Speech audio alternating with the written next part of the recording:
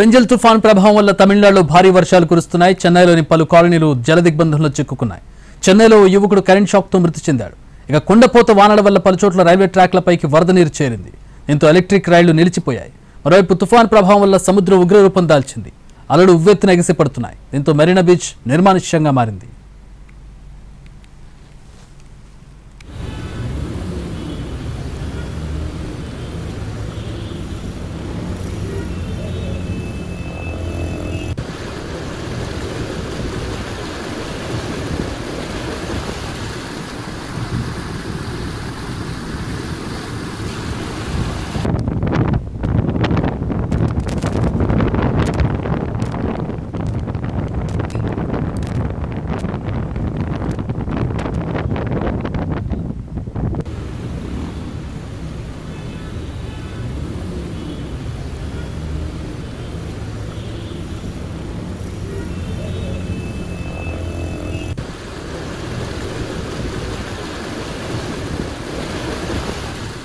Right, తమిళనాడుపై అలాగే చెన్నైపై ప్రధానంగా Fengal తుఫాన్ తీవ్రత ఏ విధంగా ఉంది, ఎట్లాంటి పరిస్థితులు కనపడుతున్నాయి? మా ప్రతినిధి కార్తీక్ అందించడానికి అందుబాటులో ఉన్నారు. కార్తీక్, ప్రభావం ఎట్లా ఉంది? ప్రధానంగా చెన్నై, మెరీనా బీచ్ చుట్టుపక్కల ప్రాంతాలు అలాగే కోస్టల్ తమిళనాడు ప్రాంతంలో ఎట్లా ఉంది పరిస్థితి?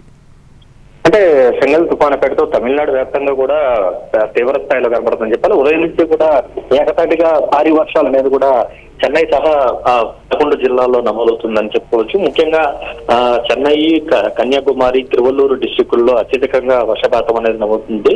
ఉదయం నుంచి కూడా ఏకదాటిగా కురుస్తున్న వర్షాలకు చెన్నై సిటీలో ముఖ్యంగా చాలా ప్రాంతాల్లో చాలా లోతట్టు కాలనీలన్నీ కూడా నీట మునిగినటువంటి పరిస్థితి. వేలచేరి లాంటి ప్రాంతాల్లో కూడా తీవ్ర స్థాయిలో నీళ్ళన్నీ కూడా కాలనీలోకి వచ్చేసినటువంటి నేపథ్యంలో తమ వాహనాలన్నింటినీ కూడా తీసుకెళ్లి ఫ్లైఓవర్ల మీద పెట్టుకుంటూ ఉన్నారు. అయితే ఇప్పటి వరకు కూడా గాలుల తీవ్రత అనేది కూడా చెన్నై మెరీనా బీచ్ సహా తమిళనాడు తీరం వెంబడి అత్యధికంగా ఉంది. 70 నుంచి 90 కిలోమీటర్ల వేగంతో కూడా గాలులు వీస్తున్నటువంటి నేపథ్యంలో బీచ్ లోకి కూడా ఎవరిని కూడా అనుమతించట్లేదు. ప్రస్తుతం ఎప్పుడు కూడా కిటకిటలాడేటువంటి మెరీనా బీచ్ పూర్తి స్థాయిలో నిర్మానుష్యంగా కనబడుతుందని చెప్పాలి. అయితే ఈ యొక్క తుఫాన్ కారణంగా ఒక విషాదకరమైనటువంటి ఘటన కూడా చోటు చేసుకుంది. ఉత్తరాది చెందినటువంటి ఒక యువకుడు ఏటీఎం లో డబ్బుల కోసం వెళ్తున్నటువంటి క్రమంలో అక్కడ ఉన్నటువంటి ఫోల్ తగిలి కరెంట్ షాక్ తో అక్కడికక్కడే మృతి చెందడం కూడా జరిగింది. అత్యంత బాధాకరమైనటువంటి ఘటనగా కూడా చెప్పుకోవాలి. చనిపోయినటువంటి వ్యక్తిని కూడా కనీసం దగ్గరికి కూడా ఎవరు కూడా వెళ్లేటువంటి ప్రయత్నం చేయలేకపోయారు. ఎందుకంటే కరెంట్ ఉన్నటువంటి నేపథ్యంలో పట్టుకుంటే మిగిలిన వారికి కూడా ఇబ్బందులు అవుతున్నటువంటి నేపథ్యంలో ఎవరు కూడా ముందుకెళ్ళలేనటువంటి పరిస్థితి. ఇప్పటికీ కూడా లోతట్టు ప్రాంతాల్లో కూడా ఇదే రకమైనటువంటి పరిస్థితి, నీట మునిగినటువంటి పరిస్థితి కనబడుతూ ఉంది. అయితే ఈ రోజు రాత్రికి ఈ యొక్క ట్రాకల్ సమీపంలో మామల్లపురం సమీపంలో తీరం దాటిన తర్వాత మరింత వర్షాలు అనేది కూడా తమిళనాడు వ్యాప్తంగా కురిచేటువంటి అవకాశం ఉంటుంది. ఇప్పటి వరకు కూడా 11 జిల్లాలకు ఆరెంజ్ అలర్ట్ అనేది కూడా జారీ చేశారు. అయితే ల్యాండ్ ఫాల్ తర్వాత రేపు ఏదైతే చెన్నై సహా మరొక 4 జిల్లాలకు రెడ్ అలర్ట్ అయితే అధికారులు ఇప్పటికే ప్రకటించడం కూడా జరిగింది. అయితే ఉదయం నుంచి కురుస్తున్నటువంటి వర్షాల కారణంగా అత్యధికమైనటువంటి గాలుల నేపథ్యంలో ఉదయం 9:30 గంటల నుంచి సాయంత్రం 7 గంటల వరకు కూడా చెన్నై ఇంటర్నేషనల్ ఎయిర్పోర్ట్ ను పూర్తిగా మూసివేశారు. ఇప్పటి వరకు కూడా ఏ ఫ్లైట్ అనేది కూడా వెళ్ళలేనటువంటి పరిస్థితి ఏర్పడింది. గాలుల తీవ్రత కారణంగా వచ్చేటువంటి విమానాలను కూడా సర్వీసులను కూడా డైవర్ట్ చేశారు. అలా ఇప్పటి వరకు కూడా 19 వరకు కూడా డైవర్ట్ చేసినటువంటి పరిస్థితి. మిగిలిన 29 ఫ్లైట్లను పూర్తి స్థాయిలో రద్దు చేశారు. సాయంత్రం 7 గంటల తర్వాత గాలుల తీవ్రత తగ్గిన తర్వాతే ఈ యొక్క ఎయిర్పోర్ట్ ను తిరిగి తెరిచేటువంటి అవకాశం ఉన్నట్టుగా కూడా తెలుస్తుంది. అప్పటి వరకు అయితే ఎలాంటి విమానాల రాకపోకలు అనేది కూడా లేదు. మరొక వైపు సబ్ ట్రైన్స్ ఏదైతే ఎలక్ట్రికల్ ట్రైన్స్ ఏవైతే ఉన్నాయో వాటిని కూడా రద్దు చేశారు. ఎందుకంటే ట్రాక్ మీద భారీ స్థాయిలో నీరు వచ్చినటువంటి నేపథ్యంలో అనుకోని ఇబ్బందులు ఎదురవుతాయి కాబట్టి ఆ తరహాలో రైల్వే శాఖ కూడా నిర్ణయం తీసుకుంది. దీనివల్ల ఇటు ప్రయాణికులు, నగరవాసులు అందరూ కూడా తీవ్రమైనటువంటి ఇబ్బందులు అయితే పడుతున్నారు. అయితే అందరూ కూడా అప్రమత్తంగా ఉండాలి. రానున్న 24 గంటల పాటు కూడా అత్యంత భారీ వర్షాలు కురిసే అవకాశం ఉంది కాబట్టి దానికి తగ్గట్టుగా కూడా తమ ప్రయాణాలను చూసుకోవాలని చెప్తున్నారు. వృద్ధులు, చిన్నపిల్లలు ఎవరు కూడా బయటకు రాకూడదని చెప్పారు. ఇప్పటికే ఐటీ ఉద్యోగులందరూ కూడా ఏదైతే ఇంటి దగ్గర నుంచే పనిచేసుకుంటున్నారు. మరొక వైపు ప్రభుత్వ కాలేజీలు, ఇటు ఏదైతే స్కూల్స్ అన్నిటికీ కూడా ఈ రోజు 11 జిల్లాలకు కూడా చెన్నై సహా అన్నిటికీ కూడా సెలవు ప్రకటించినటువంటి పరిస్థితి. రేపు కూడా చెన్నై సిటీ వాతావరణ శాఖ ఏం చెప్తుంది కార్తీక్? వాతావరణ శాఖ ఎట్లాంటి అలర్ట్స్ జారీ చేసింది? ఏ ప్రాంతాలకు ఎన్ని రోజుల పాటు ఈ పరిస్థితి ఉండే అవకాశం ఉంది? చెన్నై, కన్యాకుమారి సహా ఏదైతే తిరుచి సమీపంలో ఉన్నటువంటి 4 జిల్లాలు, ఈ 4 జిల్లాలకు కూడా పూర్తి స్థాయిలో రేపు కూడా భారీ వర్షాలు కురుస్తాయని చెప్తూ ఉన్నారు. ఎల్లుండి కూడా మోస్తారు వర్షాలు ఉంటాయని చెప్పారు. ఇప్పటికీ కూడా రెడ్ అలర్ట్ అనేది జారీ చేసినటువంటి పరిస్థితి. అయితే అనుకున్న విధంగా తుఫాను అల్పపీడనం అయితే ద్రోణి అయితే ఆ స్థాయిలో కదలడం లేదని చెప్పాలి. నిన్న ఈ రోజుతో పోలిస్తే కాస్త నెమ్మదిగానే తీరం దాటేటువంటి అవకాశం ఉందని చెప్పుకోవాలి.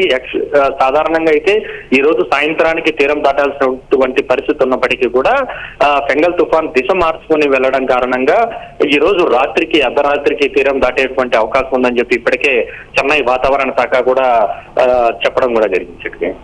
రైట్, ఏంటి ఎట్లాంటి చర్యలు తీసుకుంటూ ఉన్నారు అంటే ఇంకా 2 రోజుల పాటు ఇట్లాంటి భీత వాతావరణం ఉండే అవకాశం ఉంది కాబట్టి ఎట్లాంటి చర్యలు తీసుకున్నారు? ప్రధానంగా చెన్నై వ్యాప్తంగా ఉన్నటువంటి పరిస్థితులు అంటే అక్కడ జనసాంద్రత ఎక్కువగా ఉంటుంది, డ్రైనేజ్ సిస్టమ్ కూడా సరిగ్గా ఉండదు. గతంలో మనం చూసాం చెన్నైకి వరదలు వస్తే ఏ విధంగా ఉంటుందో పరిస్థితి. ఎందుకంటే చెన్నై కోస్ట్కి చాలా ఈక్వల్గా ఉంటుంది, దాని సమతలంగా ఉంటుంది. సో వాటర్ కూడా డౌన్కి వెళ్ళే పరిస్థితి లేదు. చెన్నైలో భారీ వర్షాలు పడితే అతలాకుతలం అయ్యే పరిస్థితి. ప్రధానంగా చెన్నైని ఎట్లాంటి చర్యలు తీసుకుంటున్నారు చెన్నైలో పరిస్థితులు ఎక్కువగా తీవ్రంగా మారకుండా ఉండడానికి?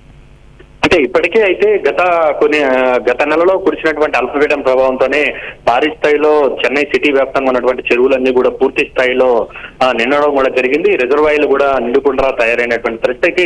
ఈ రోజు నిన్నటి నుంచి కురుస్తున్నటువంటి వర్షాలకైతే ఇప్పటికే ఆయా కాలనీలో పూర్తి స్థాయిలో మోకాళ్ళ లోతు వరకు కూడా నీళ్లు వచ్చేసి ఇదే కనుక కంటిన్యూ అయితే మాత్రం రేపటికి మరింత వర్షాభావం ఏదైతే వర్షపు నీళ్ళు అనేది కూడా అక్కడ చేరేటువంటి అవకాశం ఉంటుంది. కాబట్టి దాదాపు 7,000 మందికి పైగా కూడా మున్సిపల్ వర్కర్లతో ఆయా నీటిని కూడా తోడేటువంటి ప్రయత్నం అయితే చేస్తున్నారు. ఎప్పటికప్పుడు డ్రైన్స్ అన్నింటినీ కూడా క్లీన్ చేస్తున్నారు. అయినప్పటికీ కూడా అక్కడికక్కడే లోతట్టు ప్రాంతాల్లో నీళ్లు అయితే నిలబడిపోతూ ఉంది.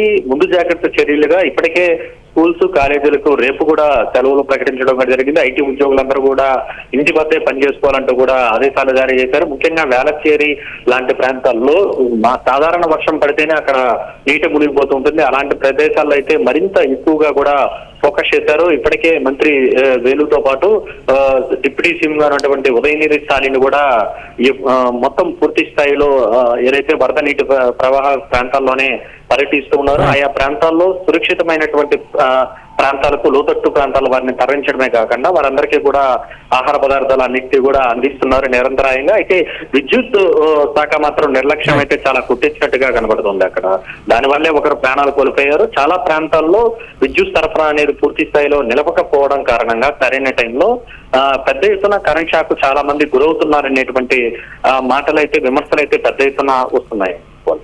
Thanks for the updates Karthik.